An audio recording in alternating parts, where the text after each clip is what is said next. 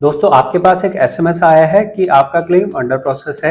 आप वेट कर रहे हैं कि आपके पैसे कब आएंगे। तो मैं आपको यहाँ प्रैक्टिकली जानकारी दे रहा हूँ। मैं पीएफ का काम करता हूँ। तो यहाँ समझ लीजिए कि पीएफ के अंदर यहाँ पे 3 तरह के फॉर्म होते हैं। पहला फॉर्म होता है 19 10C, दूसरा फॉर्म होता है 31 और तीसरा फॉर्म होता है 13। तो ये जो 3 तरह के फॉर्म होते हैं इनमें अलग अलग समय लगते हैं आमतौर पर। अब यहाँ पे जो समय सीमा है वो सरकार के हिसाब से जो बताई गई समय सीमा है, हम उसको देख लेते हैं, जिसको हम सिटीजन चार्टर नाम के डॉक्यूमेंट में देख सकते हैं। इसका मतलब ये होता है कि हम नॉर्मली कितने दिन में मान सकते हैं कि हमारा क्लेम पास होगा। तो आप यहाँ अगर देखेंगे तो यहाँ पे फॉर्म नंबर 19 जो कि फुल एंड फाइनल का होता है, उसके लिए जो एक स्टैंडर्ड टाइम बताया गया है वो 7 दिन का है। फॉर्म 31 3 दिन, फॉर्म 31 पेंडेमिक मतलब कोविड 3 दिन, बाकी जो यहाँ ट्रांसफ़र का आप समझिए 7 दिन, और अगर कोई और आप फॉर्म भरते हैं तो आपको 7 दिन के अंदर आ जाना चाहिए पैसा। तो क्या एक्चुअल में इतने दिन में पैसा आ जाना गारंटी है? बिल्कुल भी गारंटी नहीं है। अब आप यहाँ पे साथ में ही यहाँ देखेंगे, यहाँ क्या लिखा है, तो यहाँ ये लिखा है कि एक कानून जो पीएफ का कानून है उसके अंदर कितने दिन में पैसा आ जाना चाहिए। तो आम तौर पे यहाँ पे हर चीज़ के लिए 20 दिन का समय निर्धारित किया गया है। देखिए रियलिटी ये है कि जब आपका क्लेम अंडर प्रोसेस है तो वो एक समय सीमा के अंदर डिसाइड नहीं किया जा सकता है। क्यों नहीं डिसाइड किया जा सकता है? क्योंकि जो भी आपका पीएफ का फॉर्म होता है, जो आप फॉर्म भरते हैं, वो एक ह्यूमन मतलब इंसान द्वारा प्रोसेस किया जाता है। इंसान क्या प्रोसेस करता है, उसमें ये होता है कि फॉर्म 31 आपने भर दिया, अब वो पीएफ ऑफिस में गया। अब उस पीएफ ऑफिस में जो वो अधिकारी है, अगर वो छुट्टी पे है तो उसके पास फॉर्म की संख्या बढ़ जाती है, जिसकी वजह से वो जो अंडर प्रोसेस रहता है वो अधिक समय के लिए रहता है। तो हो सकता है आपका फॉर्म 3 दिन हो गया हो, 4 दिन हो गया हो, 5 दिन हो गया हो, 6 दिन हो गया हो, तब आपको ये अंडर प्रोसेस का मैसेज आता है। इस अंडर प्रोसेस मैसेज का मतलब बस इतना है कि अभी आपका फॉर्म प्रोसेस में है। जब ये अधिकारी के कंप्यूटर पे खुल जाएगा, जब आपका सीरियल नंबर के हिसाब से आपका फॉर्म खुल जाएगा, तो उन्हें यहाँ पे अप्रूवल देना होता है, ओके ओके करना होता है।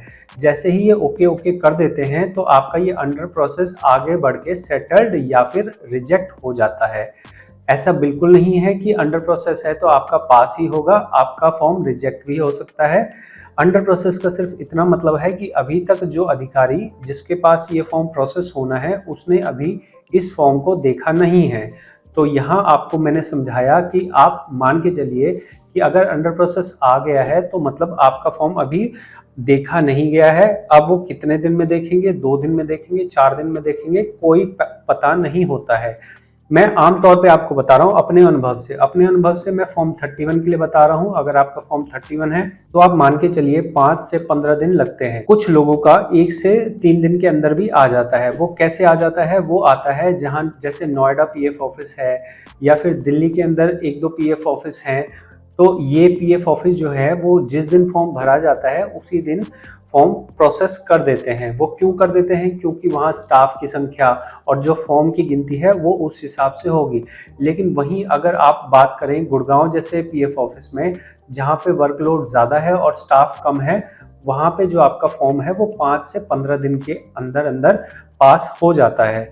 ठीक है, ये 31 समझ गए। अब हम 1910C की बात करते हैं। 1910C जैसे फाइनल सेटलमेंट होता है तो इसके अंदर एक चीज़ ध्यान रखिए कि 25 तारीख से 31 तारीख के बीच में आपका ये फॉर्म पास नहीं किया जाता है। तो अगर आपने फॉर्म भरा है और अभी 25 से 31 के बीच का समय है तो इस बीच में फॉर्म 1910C पास नहीं किया जाता है।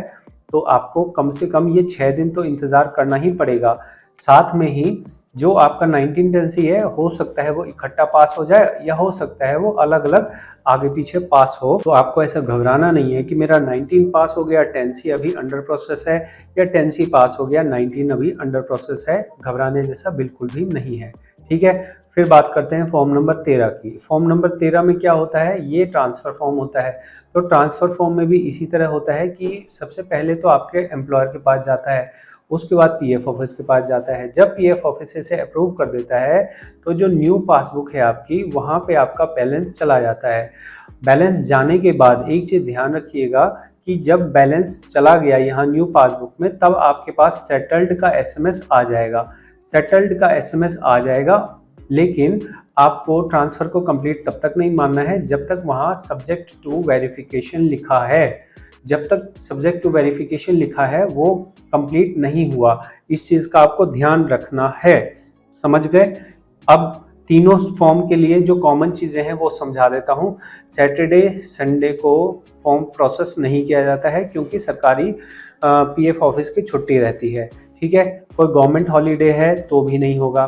ठीक है, जब आपका फॉर्म पास हो जाएगा तो पास होने के 2 से 3 दिन के अंदर ही आपका पैसा आपके बैंक में आएगा। ऐसा बिल्कुल नहीं है कि तुरंत फॉर्म पास हुआ और तुरंत आपके बैंक में आ जाए, ऐसा भी नहीं है।